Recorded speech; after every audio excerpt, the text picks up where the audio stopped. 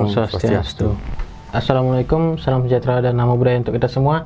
Selamat datang kembali di Expedition Blind bersama saya Dadang Tahu. Saya Gus Robin, motivator, fanatik lovers. Di episode kali ini kita akan bahas tentang apa, Gus Robin? Intinya ada hubungannya antara orang tua dan anak, dosa dan pahala dan akhirat.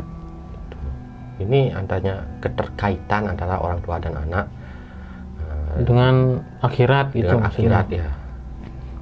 Keterkaitan di sini maksudnya ada kemungkinan dia bisa mendapatkan akhirat yang lebih baik gitu maksudnya, atau akhirat yang lebih buruk gitu ya. Karena ini juga penting untuk saya katakan.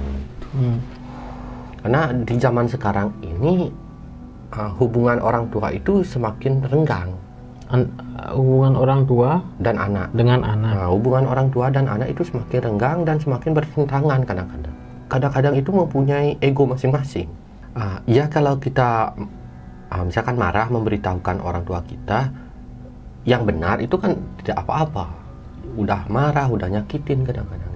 Begini ya guys ya. Syarat beragama itu yaitu orang tua itu wajib menafkahi anaknya semasih mereka bisa menafkahi, kecuali orang tuanya sakit, tidak mampu untuk bekerja dan menafkahi anaknya, ya tidak apa-apa. Nah, kedua, ketika orang tua itu sudah tidak bisa bekerja ataupun, anak wajib mengasuh orang tua. Berbalik jadinya. Dahulu orang tua mengasuh anak, sekarang ketika orang tua itu tidak mampu bekerja lagi atau sakit atau bagaimana, itu anaklah yang harus mengasuh orang tua, menafkahi dan lain-lain.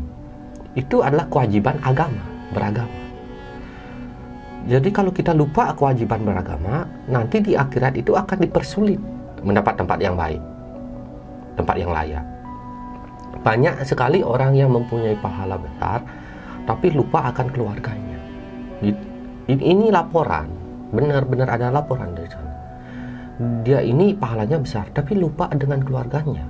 Dia memang berbuat baik keluar, tapi lupa dengan keluarga intinya, keluarga dalamnya. Yaitu paling banyak itu anak lupa dengan orang tua, tapi banyak juga orang tua lupa dengan anak.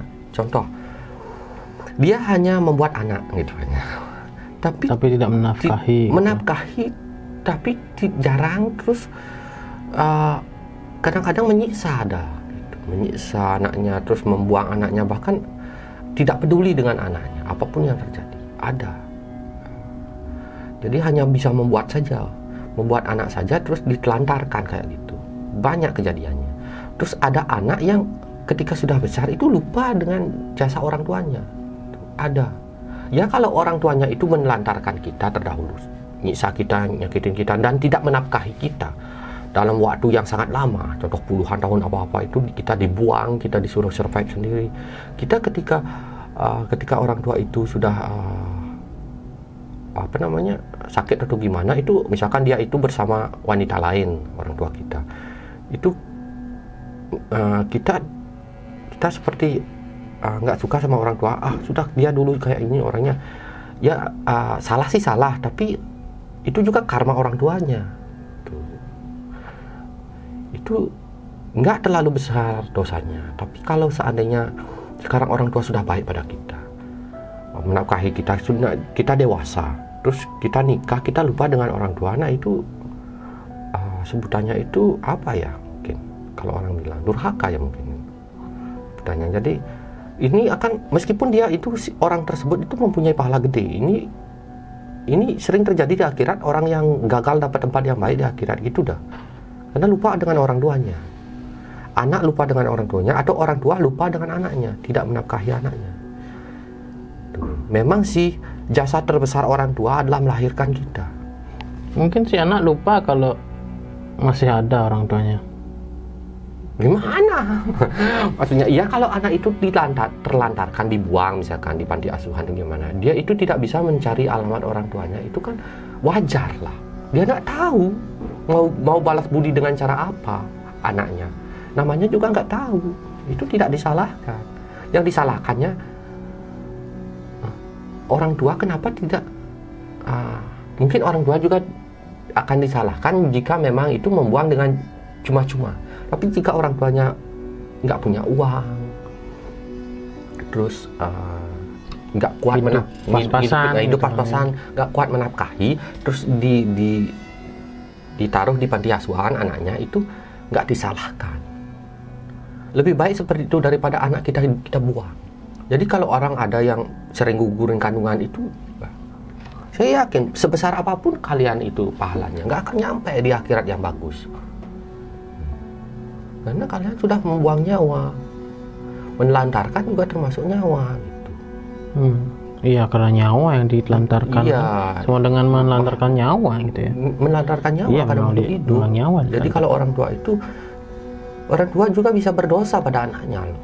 Jadi jangan anggap anak saja yang bisa berdosa pada orang tua. Di sini saya ajarkan agar kalian itu beragama dengan baik gitu. Dalam arti lain, orang tua yang durhaka beranak itu jadinya ya. Orang tua durhaka sih bukan sebutannya durhaka, tapi orang tua itu jahat. Orang tua jahat namanya. Contoh, dia itu membuang anaknya, menyiksa anak. Ya, artinya kan kalau anak menjahati orang tua kan anak durhaka. Ya. Tapi ini kebalikannya, orang tua yang menjahati orang tua durhaka. Orang tua jahat lah gitu. Kalau misalkan nih anak kecil itu dulunya kan kecil ya, terus iyalah ya anak dia kecil nakal. Dulu anak kecil dia kan kecil, terus lalu dia dipaksa untuk bekerja gitu misalkan karena keadaan ekonomi mungkin. Anak dipaksa bekerja karena keadaan ekonomi nggak apa-apa, itu karena keadaan keluarganya nggak bagus. Tapi kalau keluarganya bagus dipaksa untuk bekerja, contoh kita punya anak, kita paksa untuk dia ngemis, wah dosa besar itu namanya sih dosa besar. Banyak yang kejadian seperti itu di luar sana, punya anak sekarang disuruh ngemis, orang tuanya pakai make up. Ya, tapi masalahnya adalah negara juga tidak memperbolehkan memperkerjakan anak kecil. Ya, juga ya. Memang berat ya. Berat sekali dalam kondisi seperti itu. Tapi kalau disuruh ngemis itu lebih jahat banget gitu. Apalagi anak itu, jujur anak itu gimana ya anak itu? Ya kalau mampu sih, misalkan orang tua yang mampu tapi disuruh untuk mengemis ya salah. Salah ya. Tapi kalau misalkan jadi orang tuanya tidak mampu, masalah ekonominya berat, ini suruh bekerja, ini berat ini. Berat hitung-hitungannya ya. Jadi di sini mungkin hitung-hitungnya pakai hati nurani ya. Iya. Jadi kalau kita disalahkan juga, kita nyalahkan juga hati nurani kita, nggak enak gitu. Ya lebih baiknya adalah kita membantu jadinya. Memberikan apa yang kita bisa lah jadinya ya. Gini ya. Kalau kalian ada kondisi seperti ini, kita kondisinya nggak punya uang, kita punya anak. Daripada kita suruh anak kita yang masih di bawah umur bekerja di luar sana, membanding tulang, share saja di media sosial. Siapa tahu ada donatur atau orang-orang yang punya hati nurani yang bagus itu, dermawan yang punya uang itu bisa bantu kita, daripada kita suruh anak kita ngemis di jalanan kayak gitu. Sedangkan orang tuanya banyak itu pakai make up di rumah, orang tuanya hebat pakaiannya, anaknya ini pakaiannya kardus gitu. Jahat banget sih gitu loh, kayak gitu. Iya, dan bahkan ada loh kasus ya, pengemis itu menyewa anak masih bayi untuk supaya iba mungkin yang lain ya. Iya. Itu ada loh kasus yang seperti penjualan itu. Anak banyak itu dah. Ini menyewakan. Menyewa. Kalau menyewakan itu rental ya, saya kurang tahu saya. Rental anak. Ya, kalau rental anak itu tuh kejahatan besar itu. Apalagi bayi nggak kepikir tahu. Kalian kalau pernah jadi orang tua, kalau dibegitukan bagaimana perasaannya kan? Dibohongi dengan jalan yang halus. Nah, ada lagi kasus orang tua, bukan saya yang menyalahkan orang tua. Ini sementara waktu orang tua saya bahas, sebentar anak. Ada kasusnya ya gini. Dia punya anak cantik. Dia nikahkan dengan orang yang sudah tua. Anaknya laki apa cewek? Kurang tahu. Ya jelas lah udah cantik ya. Ya, anaknya cantik ya, kurang tahu jenis kelaminnya ya. Dia nikahkan dengan seorang kakek sudah tua ya. Ataukah orang yang dipaksa menikah, ataukah orang yang sudah punya istri. dipaksa nikah dengan orang yang sudah punya istri atau dinikahkan dengan orang yang tua, dipaksa nikah dengan angan-angan untuk membahagiakan orang tua. Anaknya dijadikan bisnis, anaknya ini dinikahkan, cari mahar besar. Setelah mahar besar, keruk uang itu orang tersebut. Setelah uangnya itu habis, kabur. Setelah itu anaknya kan cerai. Nah, setelah cerai anaknya lagi digunakan bisnis seperti itu sampai anaknya berumur itu baru berhenti atau orang tuanya meninggal. Nah, ketika anaknya berumur itu, dia akan menikmati hasil uang-uang curian itu namanya. Itu sama dengan mencuri. Bukan, kalau pernikahan itu kan memang karena hati ya. Boleh gini, orang tua menikahkan anak dengan orang yang kaya. Bagus. Kenapa? Orang tua ingin anaknya bahagia. Tapi bukan dengan cara seperti itu, mengeruk harta orang lain itu, habis itu kabur. Ada kejadian seperti ini banyak. Itu dosa besar.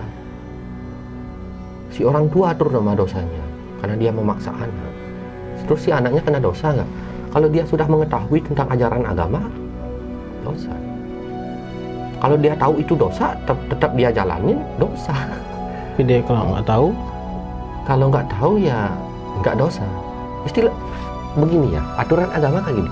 Dia nggak tahu, terus dia itu jalanin. Namanya juga orang nggak tahu. Sama kayak gini. Kita bawa kendaraan di jalan, terus tiba-tiba ada orang kita tabrak, kita dosa. Itu kalau di akhirat itu ada pengecualian. Namanya juga nggak sengaja. Kita nggak tahu kita akan nabrak orang. Kalau tahu kita nabrak orang, nggak akan tabrak. Hal yang tidak sengaja atau hal yang tidak diketahui oleh orang lain itu pengecualian di dalam dosa atau pahala. Kalau karenanya kita tahu, kita lakukan itu ya dosa. Jadi ketika anaknya itu di bawah umur kan banyak yang nggak tahu. Nanti ketika mereka dewasa tapi tetap melakukan itu ya dosa. Baru dihitung dosanya. Jadi yang paling banyak itu pasti orang tuanya. Tuh yang kena. Tuh, nah itu kasus orang tua. Apalagi orang tua itu sekarang sudah berani mencuri menantu ya. Wah, ini ada kasus yang viral itu, orang tua mencuri menantu. Orang tua ini dan menantunya ini selingkuh. Tuh. Orang tua mencuri rudal menantu. Alasannya biar bisa membahagiakan, biar tenang gitu. Biar keduanya ini dekat biar lengket lah, tetap di rumah gitu. Tapi alasan apapun itu tetap salah. Entah itu alasan biar membahagiakan orang tua, bukan dengan cara itu. Jadi membahagiakan orang tua juga bukan dengan cara yang salah. Contoh, kita ingin membahagiakan orang tua, kita jualan narkoba, kita mencuri, korupsi, membunuh, membuat kejahatan, memberikan uang kepada orang tua, yang pada dasarnya kita ingin orang tua kita bahagia. Mau gimana pun itu tidak akan dapat pahala, yang namanya itu dapat dosa. Syaratnya itu normal-normal saja ya. Orang tua itu menafkahi anak semampunya, itu kita sudah dapat pahala. Jadi kalau orang tua itu menafkahi anak hingga anak itu sukses, bisa lepas, berdiri sendiri, itu sudah pahalanya besar. Itu syarat utama beragama. Nanti di akhirat akan gampang mendapat tempat yang baik. Terus anak ini akan mengasuh orang tuanya atau menafkahi orang tuanya ketika orang tuanya tidak mampu untuk bekerja lagi. Itu syaratnya. Tapi dengan cara yang halal. Ingat itu, dengan cara yang halal. Bukan dengan cara haram. Makanya di akhirat ini banyak yang gagal. Masalah hubungan orang tua dan anak ini di akhirat ini benar-benar banyak yang gagal. Harusnya tempat yang baik, jadinya nggak dapat tempat yang baik. Padahal masalahnya adalah itu ya. Masalahnya itu sepele sekali sebenarnya. Iya, padahal udah meninggal kemarin kan. Sepele kan? Oh, Pele ya. Ada beberapa juga kasus yang tadi disebutin, ada yang demi harta gitu kan menikahkan anaknya, dan anaknya juga ada beberapa berita-berita yang seperti yang saya lihat kemarin-kemarin ini kayaknya ada deh. Terus yang paling viral yang baru-baru ini itu ada menantu dengan mertua. Wow. Kalau memaafkan dan dimaafkan, seberapapun salah orang tua, ketika meninggal harus dimaafkan. Ingat itu syaratnya, harus dimaafkan. Kedua, begitu pula anak harus dimaafkan. Namun urusan pahala dan dosa itu Tuhan ya. Maaf memaafkan itu wajib. Anak dan orang tua saling memaafkan itu wajib. Jadi misalkan kayak kemarin itu menantu, mertua dan anaknya ini ada masalah. Menantu selingkuh dengan mertua, jadi ibu kandungnya ini menyuruh anaknya ini agar memaafkan ibunya. Maafkan. Saya sarankan maafkan, karena dia adalah seorang ibu. Meskipun dia seperti itu, dia melahirkan kita. Maafkan. Tapi masalah dosa tanggung sendiri. Tuh. Maafkan, nggak boleh nggak dimaafkan. Begitu pula jika anak punya salah, maafkan saja. Tapi tetap saja hukum karma dan dosa berjalan seperti biasa. Jadi syarat ini yang penting. Jadi kalian kalau mau mengejar akhirat, ini dulu diselesaikan syarat ini. Bagi pejuang-pejuang akhirat yang nonton video saya kan kebanyakan orang yang berjuang demi akhirat yang baik ya. Banyak sekali curhat dengan saya. Syarat utama ini dulu. Jangan jauh-jauh cari pahala dulu. Selesaikan dulu tugas kalian di bumi ini. Yang dekat dulu sama keluarga kita sendiri. Kalau ini nggak lulus, mau sebesar apapun pahala kalian, nggak akan bisa di akhirat. Jadi ini untuk orang tua dan untuk anak. Itu saja sih. Saya sih nggak ada pertanyaan lain ya, soalnya semuanya sudah dijelaskan tadi. Ya, ini maksudnya itu ada beberapa contoh kasus loh ya. Ada di berita di seluruhan ya. Kita lihat, artinya kalau saya sih memandang gini, mending kita menjalani suatu hal yang biasa-biasa saja lah ya.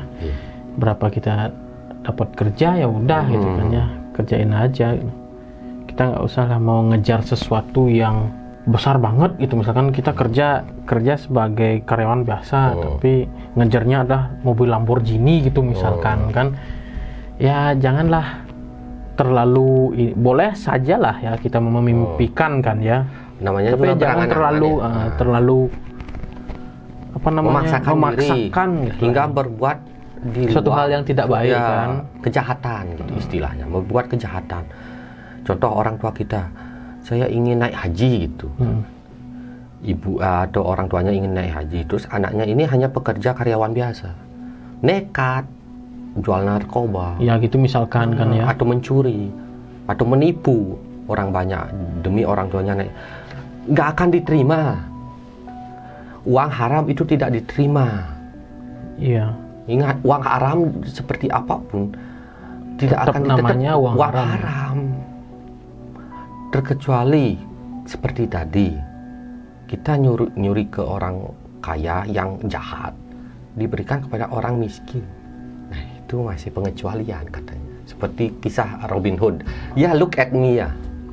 Ya kalau misalkan orang ini adalah pejabat koruptor gitu kan ya, misalkan itu dicuri uangnya kan, terus diberikan kepada orang yang belum mampu gitu kan, orang yang membutuhkan itu, memberikan sembako, itu nggak apa-apa ya? Nggak apa-apa, biarin aja. Itu juga dia itu orang jahat, menjahati orang jahat itu. Ya berarti kan ini kan uang korupsi kan uang rakyat juga, harus dikembalikan juga. Menjahati orang jahat itu boleh, kecuali dia orang baik. Kita curi uangnya, kita berikan, ya salah. Dia orang baik yang nyuri. Kalau dia orang jahat, menjahati orang jahat, contoh menjahati penjahat, gebugin penjahat gitu, kita kan jahat pada penjahat, boleh gebugin saja. Orang dia jahat, artinya membohongi penjahat. Contohnya, bang, di mana ada orang yang punya uang, oh di rumah di sebelah sana ada orang yang punya uang banyak, ternyata dia adalah anggota TNI gitu ya, nanti Kan ada namanya nggak boleh main hakim sendiri kan.